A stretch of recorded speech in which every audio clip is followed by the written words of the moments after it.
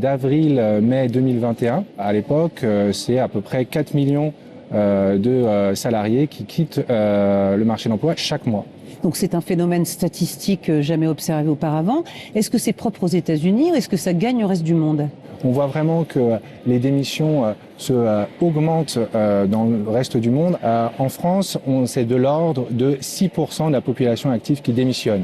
Ceci étant dit, aux États-Unis, c'est 33% de la population active. Donc c'est des ratios qui sont complètement différents. Les marchés du travail sont vraiment différents. D'accord. Les causes de cette grande démission, est-ce qu'on peut en identifier quelques-unes ? La première cause, c'est vraiment l'amélioration du marché du travail. On observe une corrélation entre le nombre d'embauches en CDI et le nombre de démissions. Un contrat à durée indéterminée, hein ? Voilà, tout à fait. Donc des emplois plutôt, on va dire, de qualité et en même temps, vraiment les deux courbes sont quasiment parallèles. Il y a cette cause-là, il y en a une autre peut-être qui est comment on se sent au travail ? Oui, il y a eu une enquête de BVA qui montre que la première raison pour laquelle les gens déclarent démissionner, c'est un manque de soutien managérial. Et la deuxième raison seulement, c'est pour avoir une hausse de salaire, ce qui est plutôt surprenant.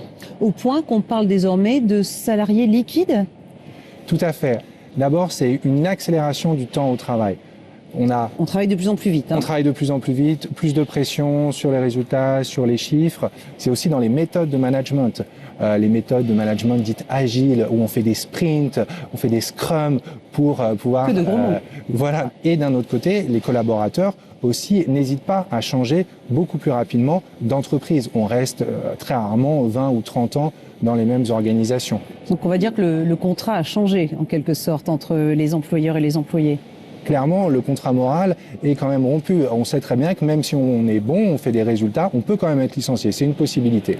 Quelles sont les conséquences économiques de la grande démission ? C'est des tensions très fortes sur le marché de l'emploi. Typiquement dans l'informatique, dans les métiers commerciaux, mais aussi, on le voit de façon très nette dans les métiers de la restauration où c'est beaucoup plus difficile de trouver des serveurs, des chefs. Donc il y a vraiment des attentes des salariés beaucoup plus forte en termes d'un management plus participatif, où on laisse de l'autonomie, du temps aux collaborateurs pour bien faire leur travail.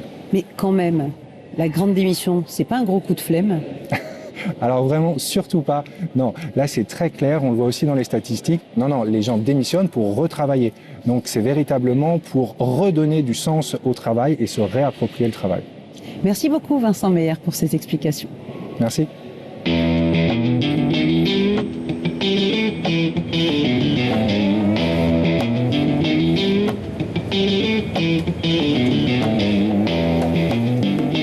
Conséquence concrète de la grande démission en France, 300 000 emplois n'ont pas trouvé preneur en 2021.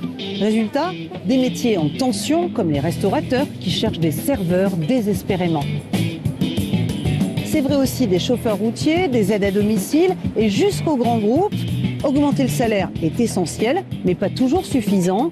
Du coup, les entreprises innovent pour attirer et garder leurs recrues. C'est le cas de eBay à Paris.